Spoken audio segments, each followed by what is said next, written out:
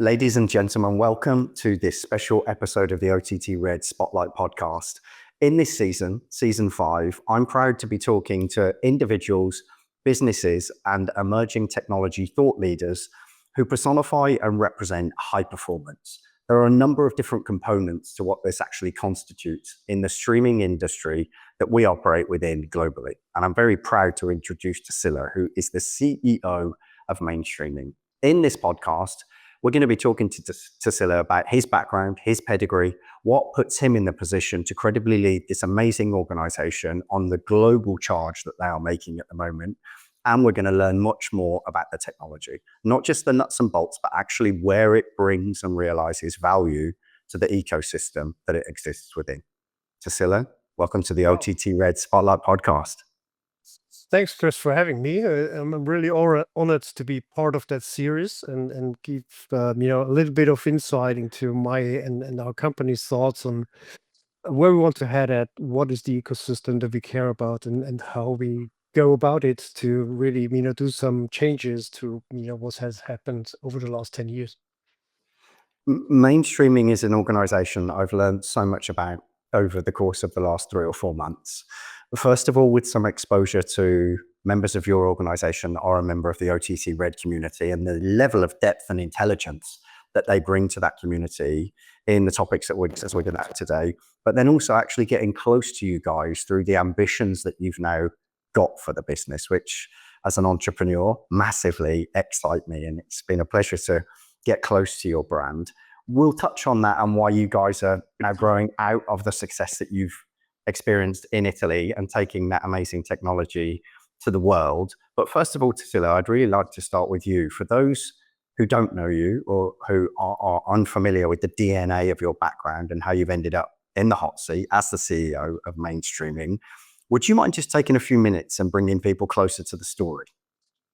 Yeah, happy to do so. I mean, working backwards, before, I realized that there's a huge opportunity to create new solutions in the CDN market and also the according services like security and anti-piracy around it.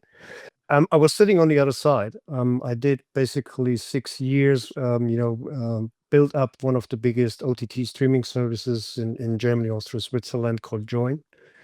Having to deal with a lot of the complexity that I guess like all of our customers are facing today as well. So I know what drives basically, their decision making. I understand what the problems are they're facing, and I think we are, now working in a way to really address them as a partner and not just having like a plain vanilla solution that a service needs to adopt to.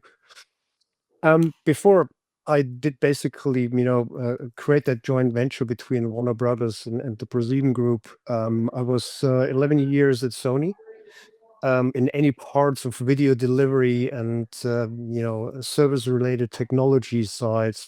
From smart TV implementations, backend services, creation and managing of digital content, name it. From metadata down to encryption, security. So I'm quite seasoned in the media space, and taking that, experience from a large, corporation. After in the beginning of my career, I started 3 own companies in the telco space and was one of the first ones to actually create public Wi-Fi as a service, which we hopefully still enjoy, all of us. Being, suffering myself from, modems and dial-in codes and what have you not. I mean, younger folks in the audience will not remember, but I remember those well. I remember listening to my dial-up ISP screaming at me for 60 exactly. So seconds I before was I got getting connection. tired of that. So was working with Motorola and a couple of other guys to make public Wi-Fi a solution together with Intel that, created the Centrino chipset at the time. I don't want to go back at that time, but, always driven by innovation and the problems that, people around me are having, creating technology and business solutions that help them to succeed is my personal driver. I hope you're enjoying the podcast.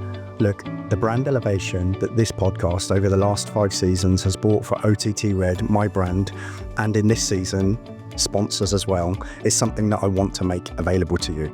If you're enjoying this podcast and you'd like to get this section of the next season to elevate your own brand, then please reach out to me. I was just going to say, Tassilo, I've got all of the notes in front of me that my marketing team prepared to put me in a position where I could host this podcast with you. And I felt this when I was reading the notes. The background that you've got feels a little bit like the job that you've got now is like being the CEO of a Formula One team. You understand every nut and bolt of an OTT and the ecosystem from a technological stack that it exists on. And I can imagine that that helps you to create the kind of culture, which is something that I want to talk to you about towards the end of the podcast. But I want to ask you this question before we move on to talking about mainstreaming. You took the role of CEO in March 2023, if I'm not mistaken. No, What I was it? actually started as COO to really, go in and help the organization to go on a growth pattern. I took over as the group CEO in September, but yes, we were working so closely together, it doesn't really make a huge difference. It makes sense. This is the question. It's still equally as valid, I hope. What was it about mainstreaming that ignited you? You know, when you started working with them, when you were offered the job to take the top seat as CEO, what was it that made you think, yeah, this is something that I want to do with my life? As I said before, I was, the CEO of Join. We obviously had, the same like challenges as everybody else to get the highest quality of experience at, at the most reasonable cost, as part of our technology setup. This is where I came across mainstreaming and thought like the technology solution and the, kind of delivery on the edge, smart orchestration, caching logic is really what we needed. At the time, mainstreaming just started to, go outside of Italy with their footprint and their services. So it wasn't ready for the scale that, Join represented at the time. But, after I basically handed over Join back into the Brazilian group, as an integrated service of the larger technology footprint, I thought like this is something that needs to grow outside of the Italian space, more and more because I believed in the approach, the technology. But it needed to have really a substantial internationalization approach to really scale that success. And this was basically driving me to accept the challenge. Taking someone that was very, successful in a closed market, and believe me, Italy from all the different ISPs and setup is a quite challenging, piece of the CDN world. And if you master that, I think you can create a lot of technology and business solutions outside that really resonate. Having some exposure to the stuff that you guys are now working on and achieving tangible results with, I'd say that the leading indicators are that that experience is helping you get the traction that you need. Let's bring people closer to the story of mainstreaming. You just spoke about the Italian market, the nature of the Italian market. I think the pedigree of the business being an Italian business and having achieved the success that it did is something that we'll touch on. But having spent time with Ian Franklin, your chief revenue officer, and heard him recite an anecdote around your founder and why the business was started, I'd love you to share that because it's these stories about where great brands come from, the true origin, are not to be missed. They represent the essence of what a business is. So give us the backstory on where it actually came from. Yeah. So I think the upcoming challenge was that more and more large sports rights go into IP only services. But by far, the technology, the infrastructure, the management and operation of an IP-only large-scale sport event has never been tried before. So, beloved customer, the Zone, gave it a try with like public and best effort over the top CDM providers, and to say the least, it was not very well received by the Italian football audience because a lot of the stuff just was not working. And we've seen similar situations with a lot of big providers in the world, which has led to the fact that you need to build something completely different for a large scale sports streamer. that can handle millions of concurrent users at one point, for a big game, but still be, resilient to the quality and everything else. I mean, if I'm paying a subscription, I want to see the ball on my screen. Of course. If it's a pixelated green thing where you see like, little, Playmobil figures running around, that doesn't really help. So it needs to be quality. It needs to be, delivered at scale. And this is where the team developed a solution that, helped a lot of the sports streamers and especially the zone to deliver a high quality service with a private CDN that guarantees bandwidth, guarantees quality, and really, delivers what the subscribers expect. And driven out of that experience, obviously replicating that for others that have similar, problems, and that might be public broadcasters having the Olympics or, the Football World Cup, which is, spread across multiples. Even if it's free, the users expect to have a decent quality, and this is where we come from. Solving specific problems for customers and then bringing that as a product portfolio to the rest that have similar challenges in delivering their service. And I think since then, we just recently, extended our exposure there to be the global partner for delivering that kind of experiences for large scale events. And this is already growing outside of Italy and outside of Europe as well. The market seems absolutely fertile, considering the fact that OTT is becoming, if it isn't already, the de facto standard for how people receive content across multiple devices. Demand is growing everywhere, and these huge sporting events, to pick up on just one example of the type of content that your technology addresses, are becoming absolutely huge in regions where the infrastructure might be limited in comparison and contrast to the demand placed upon it. And that leads me to talking about your business model, because the way that you guys address partnerships and ecosystem, and to use a term that I think you've used with me before and that I've heard Ian use, you're in the region for the region. Unpack that for me. That seems to be common currency of the way you guys talk about yourself. Yeah, I think, where we differentiate is really that we find solutions that, OTT services require for their local problem. If you have a global product, it does not necessarily fit my local requirements. So the flexibility in the Italian market, you could see that global networks cannot serve because, the market is too small. They don't want to go into customized solutions just for that little piece of the pie. And this is where we have a very different approach, because we look at regions and like, okay, what's the requirements there? Who are the major players that need to be connected with the major infrastructure, suppliers? And we are building basically that's kind of ecosystem that, lets in the collaboration between infrastructure and service provider and our technology really help to overcome local challenges to have a great business success. And this is what we see differently. So in Europe, as an example, obviously data security and independence and sovereignty of the services is on very high demand, which we can deliver because we operate within Europe for European customers.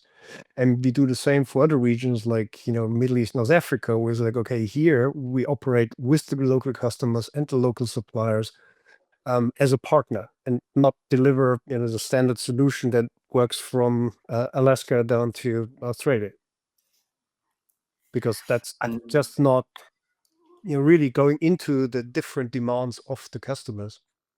yeah, absolutely. Being based here in Dubai and having interacted with some of your team here, I think one of the first things, and I mentioned this when I did the walk and talk with Ian, who is part of your team of direct reports, I really like the triangulation that you guys bring to the market in recognizing what different stakeholders that exist within the market are trying to achieve, namely the content providers, telcos, ISPs. What is it about your software, because it's a software offering, what is it about your software that actually unites those from a technical perspective, but then also a commercial perspective? Because you've got some really compelling commercial models behind your proposition as well.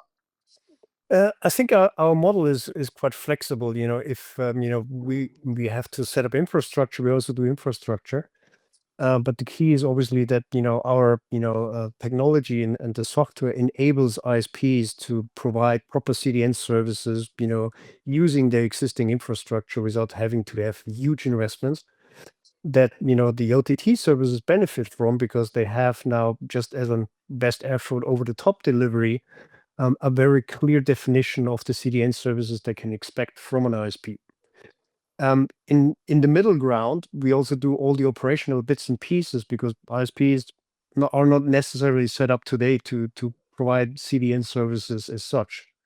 Together with all the analytics, together with all the quality of experience management that you need to do, and in terms of if there's any kind of congestions and everything else, doing very intelligent routing management of the content, so it's basically seamless. We offer that as what we call CDN as a service. And it goes from just a software license down to we do a basically turnkey solution for everything. And we have different models in different areas that again prove that we really want to work with the local players to find the best solution. Yeah. So let's talk about what that means over the course of the next 24 months, Tassilo. You are expanding and expending huge amounts of efforts around the globe at the moment and elevating your brand at a level that I find disproportionate, not only compared to your size, but your competitive horizon as well. Mainstreaming seems to be everywhere. What are the key proof points in the next 24 months, either formally or to yourself personally as the CEO, that you're looking for in terms of, yep, we're on the right path, we're achieving what we need to achieve. I feel like we're good about the momentum that we've got. What are those things that will make you feel assured that your leadership, the technology, the market's being receptive, are all going in the right direction? So again, I think we can share our existing customers' trust with new potential customers in a way that we get the right level of understanding, about the technology, where can we place it, what are the partnerships we need to do, and as you pointed out, we just extended our infrastructure coverage into the APAC region, into the US, also from a MENA perspective. And we will basically expand that to really demonstrate the quality and the difference we're making, for the local players and the quality they expect. If you look prospectively going forward, the more content moves from traditional broadcast into IP, the more best effort will not work anymore. So if you're part of that movement right now and secure the capacity, in our private CDN or hybrid CDN, as we call it, together with our over-the-top services, this is how you can ensure that your business is still having the right capacity in your market in the next 2-3 years. And the race is on now. If you look at the World Cup 26, it's already getting tight. Yeah. So absolutely. and that will just continue. The UK, is a very good example where shutdown of terrestrial broadcast capacity will drive an extraordinary increase into the IP demand. So we are building out there as well infrastructure that should prepare basically major players for that change in terms of capacity and so forth. And I guess this is the same anywhere. And one element to mention here, the old broadcast world, and I mentioned that I was with Sony for quite a while, was all about security, backup, broadcast centers, underground, being completely proof for any kind of incident. And now they're saying like, oh no, I give it to an American CDN provider, it should be all good. And that's not that's not something I think is in line also with upcoming regulations. I would assume that see like if we had that in the broadcast world, why would we not use that same kind of mentality in an IP world? And It's interesting that this is you where mentioned that. go. Sorry, Cecily, I was just going to mention it rings a bell with me, the point that you've just made around a session that I think was held at the European Broadcast Union recently around technologies that originate from within Europe being deployed within Europe because of some of the things that are happening around the planet at the moment.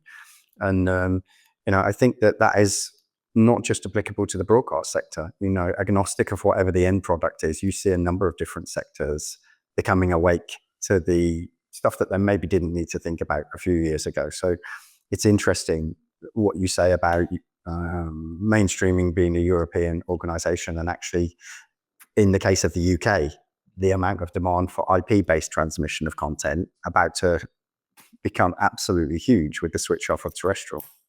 Yeah. And I mean, it's about, control and sovereignty, as I said before. So, you also cannot just rely on like one partner, for the setup. I mean, in the old broadcast world, you had several backup passes, available in case of, and the news must be on, right? There was no question about it.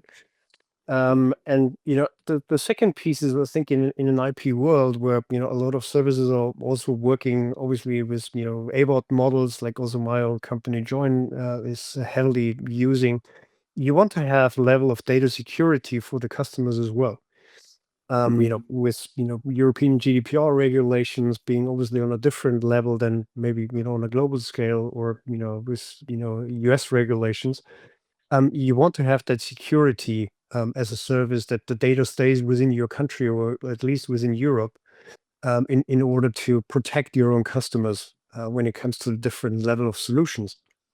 And I think that's also an important factor we need to consider. And so, Massively. and then maybe as a last topic, and this is where we as mainstreaming are very keen on, is also looking at our impact into the environment. So we were certified carbon neutral, which means that we basically try, from a technology perspective, as one of the founding members of Greening for Streaming, to minimize, the power consumption of the delivery of video content in various ways, and offset whatever we cannot compensate with really CO2, certifications, which is not something that you find everywhere. No. In fact, the only other place where I've had that kind of conversation was when I spoke to the procurement department on a podcast at IBC last year, the procurement department of RTL through Bedrock streaming, because that's definitely something that they've got very high up on their agenda to future-proof their ethical posture in the commercial landscape. Final question, if you don't mind me asking, Tassilo, and it's one that's orientated a little bit more around you than the markets or the proposition. How would you describe your leadership philosophy? I mean, you guys have got great technology, great background, the market's ripe and ready for what you've got to offer. What's your leadership philosophy behind being able to drive this and create the culture that's required within the business as you achieve these things? Um, if I would describe that, from a generic perspective, I'm the one that should support every effort of the team. I'm for clearly not a micromanager that needs to be the smartest person in the room. If I'm the smartest person in the room, I'm in the wrong room. Kind of approach. Because I hire and have teams thrive because of they are the experts. I can help synchronize. I can help to remove roadblocks that they face in any kind of means, from an alignment perspective, or in helping to really get the right funding for initiatives and all this kind of stuff. But I believe in hiring the right people and let them perform as the ones that I got on board.